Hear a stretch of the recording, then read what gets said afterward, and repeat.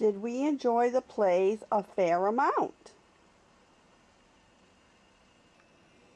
My Fair Lady is still going strong, and Kirsten Anderson will play the role of Eliza starting October 14th, and Laura Benanti takes over from Lauren Ambrose on October 21st. Harry Hadden-Paton will not be there from September 22nd to October 21st, and Norbert Butz will not be there on the 13th, 14th, and November 2nd and 8th.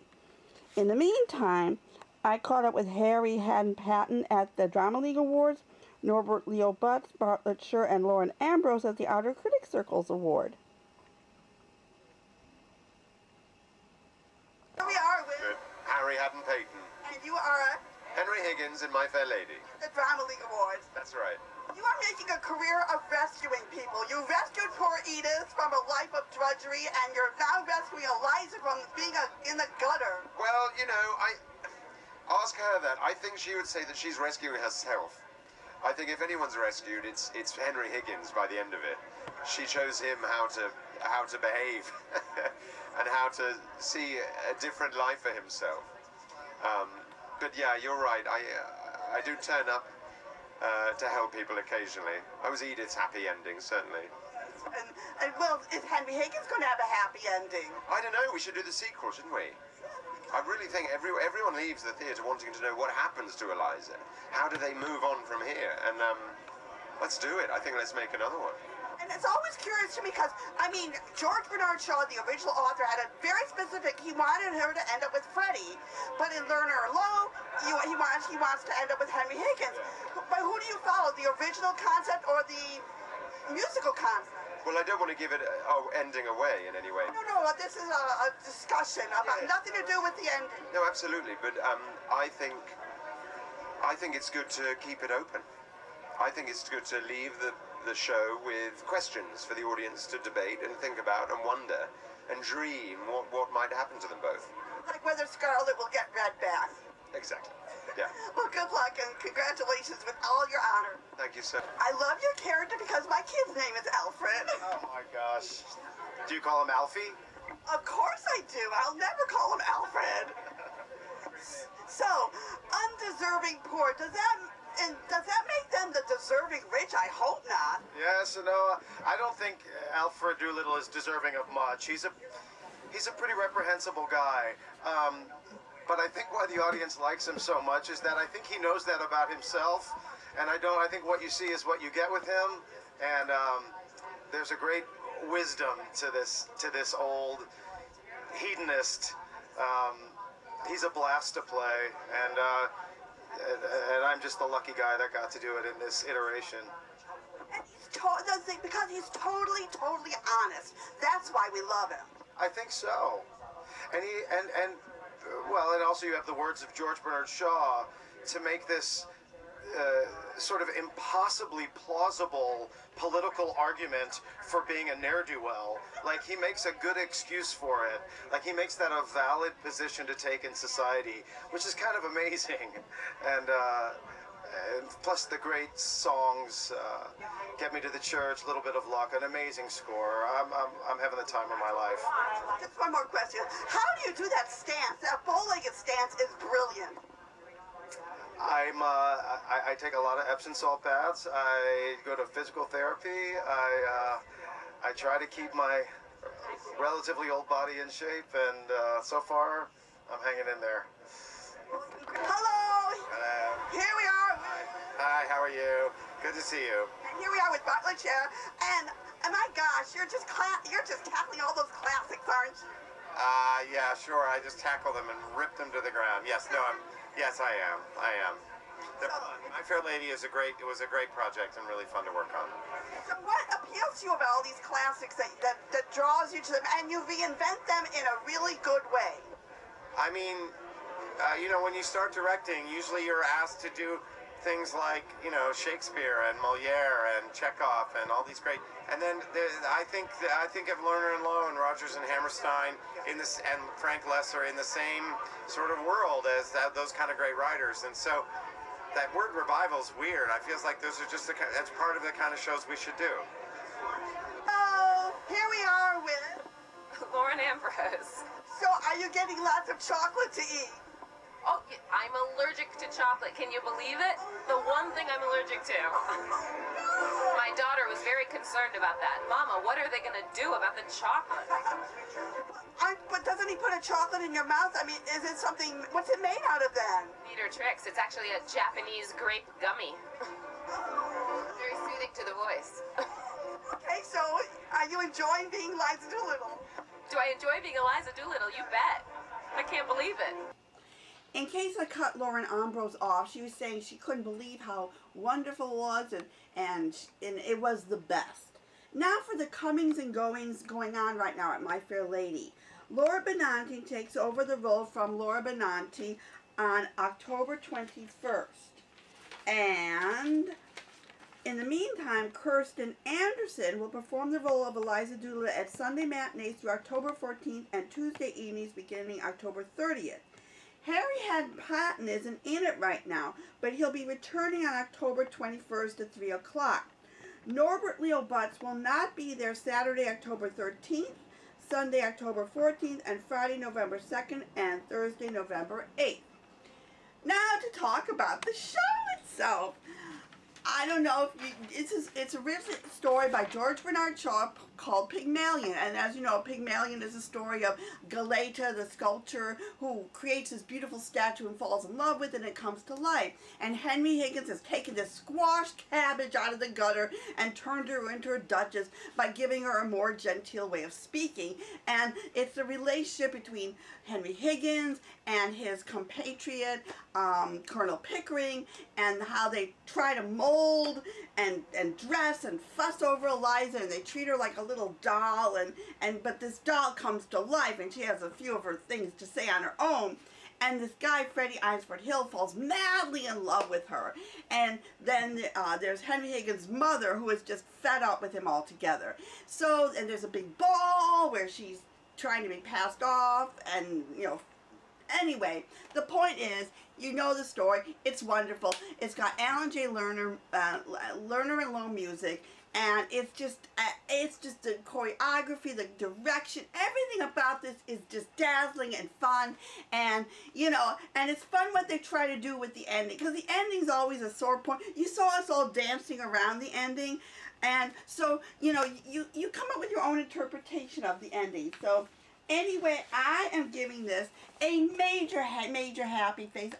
I love this musical, and they're doing a spectacular job at Lincoln Center. And oh my gosh, Norbert Leo Butz, you gotta see this dance I was telling you about. It's incredible how he dances. It's like a James Cagney kind of dancing character. Oh, I could be wrong about, it could be the sculptor is Pygmalion and the statue is Galatea. Anyway, Wikipedia it, you know, and I should also say that Laura Ambrose is just luminous and delightful, and just Henry Hadden-Paton is just, you know, I just love him. Like I said, he's great. He's got that wonderful quality. Everyone does. It's just, and now, oh, Rosemary Harris is taken over from Diana Rigg. I saw it with Diana Rigg. But the mother is, I mean, everyone in this is fabulous, and it's just really, you shouldn't miss it. Another George Bernard Shaw play, Heartbreak House, is being presented by Gingold Theatrical Group, directed by David Stoller.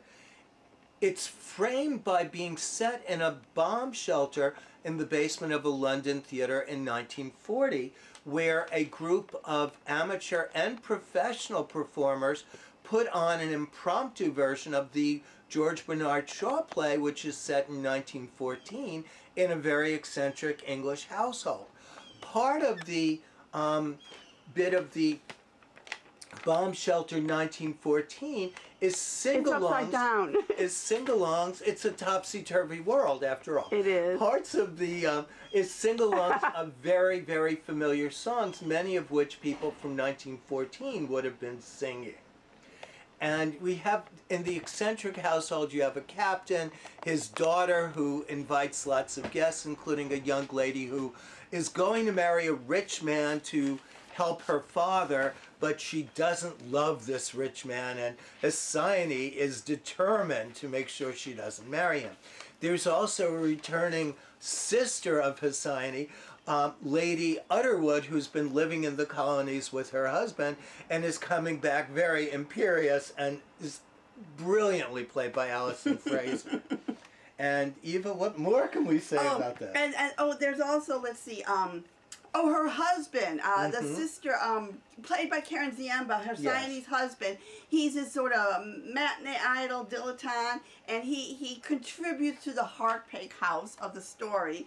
The sweet ingenue, the innocent that ends up in this house, this crazy household.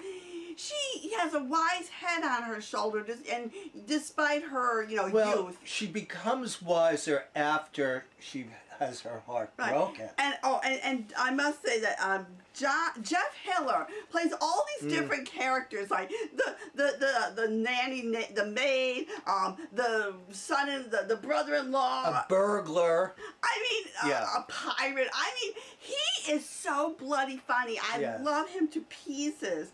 And do we mention, Derek Smith as the boss. I mean, he's surprising. He kind of reminds me of this character we saw in Days to Come. He's not this horrible boss that you might imagine. You'll find out his secret. Everyone has a secret that is revealed, and it's just so... It's really the way it's done here with the having World War I in the bomb shelter is such a clever directorial device. And David Staller, who does the Project Shaw, is a genius when it comes to directing Shaw. So he knows his onions. And we should also mention that normally both of us find Shaw a bit dry and intellectual. This production makes him hilarious and champagne sparkling. It's a very different Shaw from what I'm used to. Well, and also I gotta say, I saw this in the 1980s with Rex Harrison, Amy Irving, Rosemary Harris, and Dana Ivey, and I remember it as being extremely poignant. Here I just found it hysterical. Except there were some poignant moments, and this one, I mean, you'll see, but Alison Fraser, this character, she constantly wants to be kissed, constantly, and then there's this moment at the end that will just send you over the edge, like, oh my gosh, that's just, it's so subtle, and such a genius choice. I really cannot praise, again, another Shaw show going on, I cannot praise enough. It's wonderful, and any chance I get to sing, pack up your troubles and your old get back and smile, smile, smile, long as there's a Lucifer to light your face. Well, you get it. Normally I hate sing-alongs, but it works so well here. It's just absolutely brilliant. So make sure you see this production. It's on Theatre Row.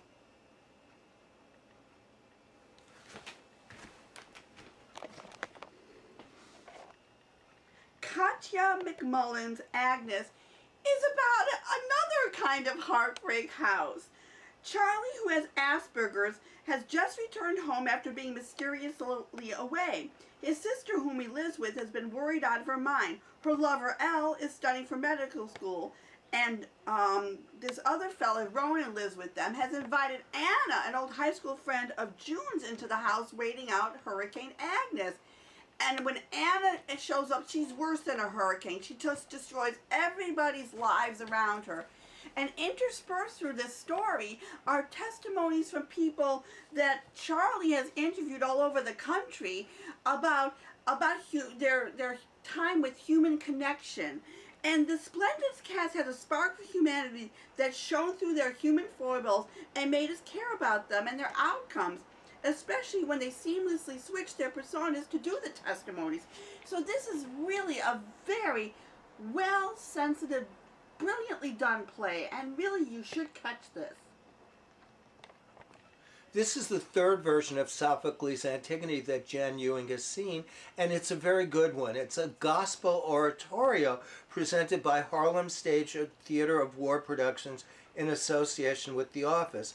It's translated and directed by Brian Duries, music composed and directed by Phil Woodmore, and Jan really loved it. It's the story about a young woman who buries her brother, who's considered a traitor by the tyrant, and then she has to be sacrificed for it as well. He felt that it has an inspiring score, splendid soloists, excellent translation, talented actors, and the ideas that were troubling people in ancient Greece are also troubling people now, and especially in Ferguson. And he said it's free, you should definitely see it. He gave it a major happy face, and there's a lot more on Facebook. Theater 71 at Blessed Sacrament, the old Arc Light Theater, is doing Raison d'être, an evening of Pirandello. What they've done is taken 6 characters in search of an actor, Chi-Chi, and the man with the flower, and kind of mashed them all together. And it works brilliantly, and it really delves into the whole Pirandello psyche. And the actors that pull it off are just so good at it. Yeah, the 6 characters in search of an author is really about a family of characters who, because they're immutable, are more real than real performers or real people, and they invade, a director and a cast rehearsal. So here, the pieces that the director and cast are rehearsing are the 2 little Pirandello plays, which are very different in style. Chi-Chi is kind of like very burlesque and very funny, while Man with the Flower is somber and expressionist, and the 6 characters is very philosophical, but the basic story that the characters are presenting is like a late 19th century, early 20th century sordid family melodrama. And Chi-Chi is about this guy. He's trying to get out of things and using other people for him to get out of things. And he's all like, oh, everyone knows me, but they don't know me. And he's all very, melodramatic about it too. I mean, there's melodrama underneath everything they're doing, but it's done very seriously, but in Chi-Chi's case, not seriously. And the Man with the Flower, it's just to be able to throw that in there and have it work with everything else, and using the whole thing with the setup of the director rehearsing all these different plays, it just works brilliantly. And it's a huge cast, and everybody's really great, and it's amazing to see something like this in an off-Broadway setting that's just so super professional and so full out.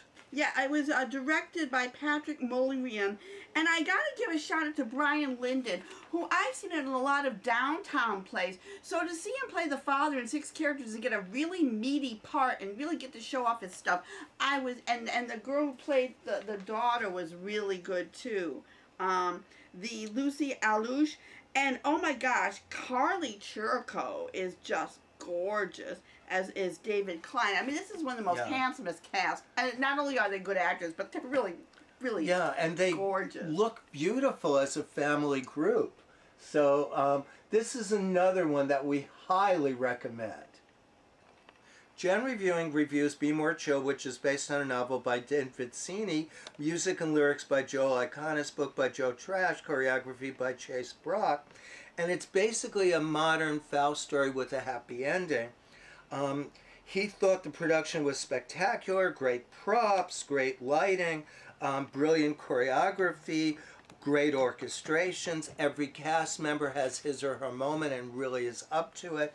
But the problem was that it was too loud, and it was so loud that the singers, the cast members, had to really sing full out, which will destroy their voices. He's hoping when it moves to Broadway in February that they'll tone it down, but he doubts that they will, and because of the loudness, he's giving it Happy Face Plus. I meant Mixed Faces Plus, not a happy face. I can't even talk about Be More Chill because the entire center of the stage, side of the stage, is always moving. If you have vertigo, do not see this. It will kill you. It will destroy. This is how I watched it. I made a little hole in my piece of paper and stuck my eye through this little pinhole so I could just see the actors through it. It was that bad.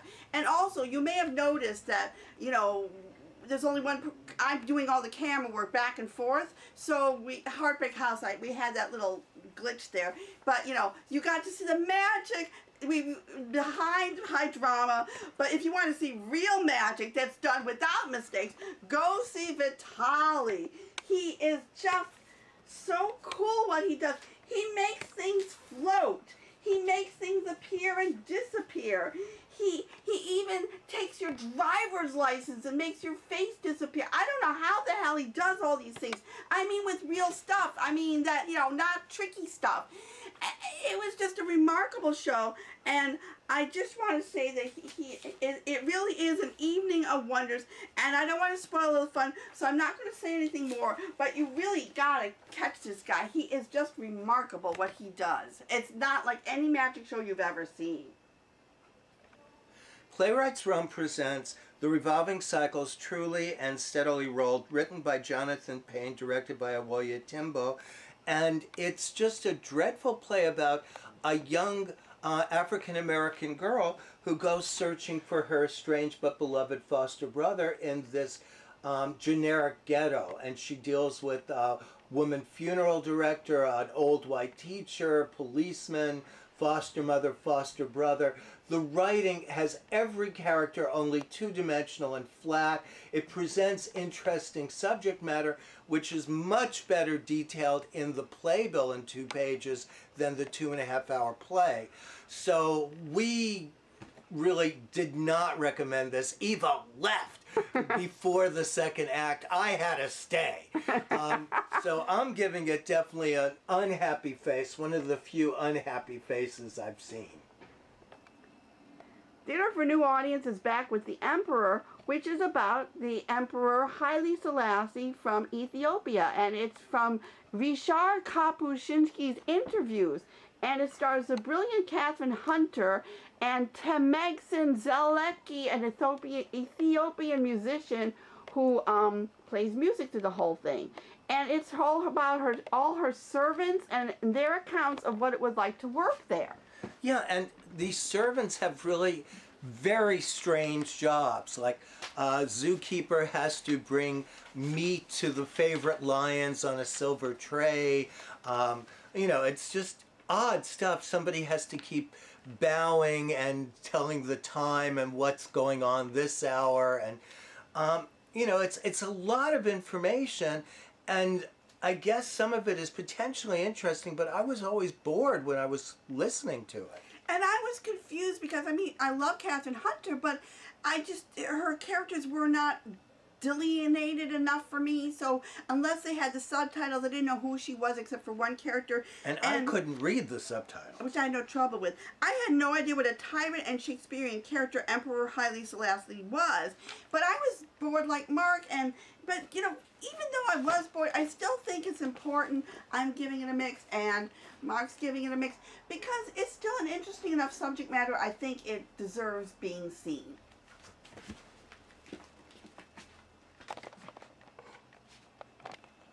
Metropolitan Playhouse is presenting Philip Barry's first Broadway play from 1923, You and I, directed by Michael Hardhart, and it concerns a young man who wants to study architecture in Paris, but his girlfriend, the girl next door, sort of indicates that she wants to marry him, and so you know, he has to put those plans on hold while he gets a job. This is very much like what his father did when he wanted to study painting when he was a 23-year-old man, but got married to a wonderful woman, you know, the boy's mother, Nancy, instead.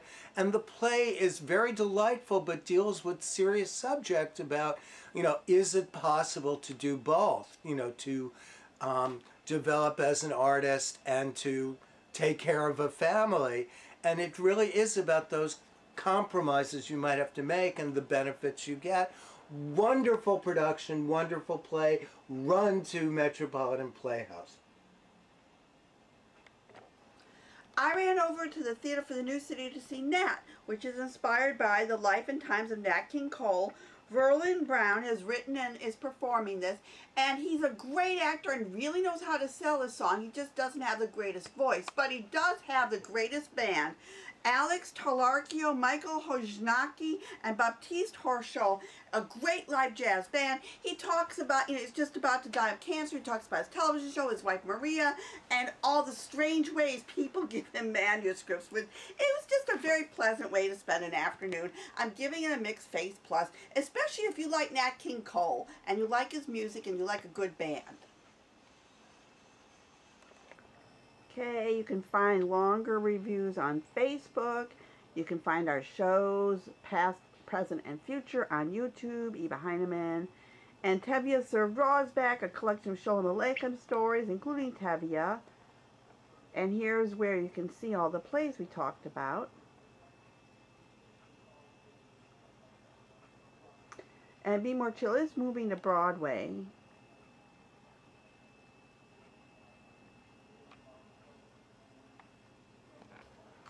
I've seen Private Peaceful before. It's a really good play, and I'm going to go see Neurosis. And A Three Sisters Mishmash sounds funny as anything.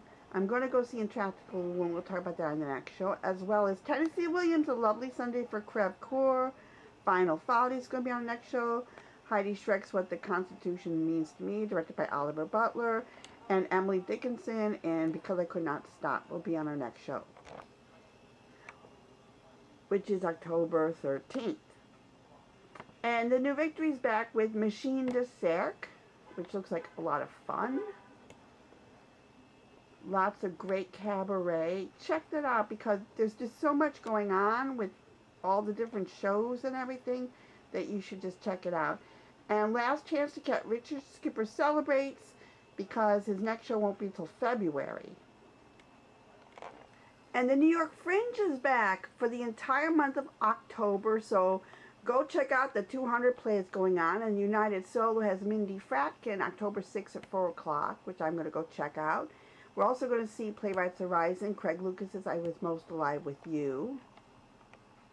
And I'm going to see I Wild Abandon at the Irish Rep for next show. And BAM is back in full swing. They're doing the Bacchae, which Mark is probably going to go try to see, and Trisha Brown Dance Company. And Hershey Felder doing Irving Berlin, and Kurt Vonnegut, Mother Night. So if you want to check out Nat King Cole at Theatre for New City, and Gorky's Mishanya is also going on there, which is a 3.5 hour long Russian play, always entertaining.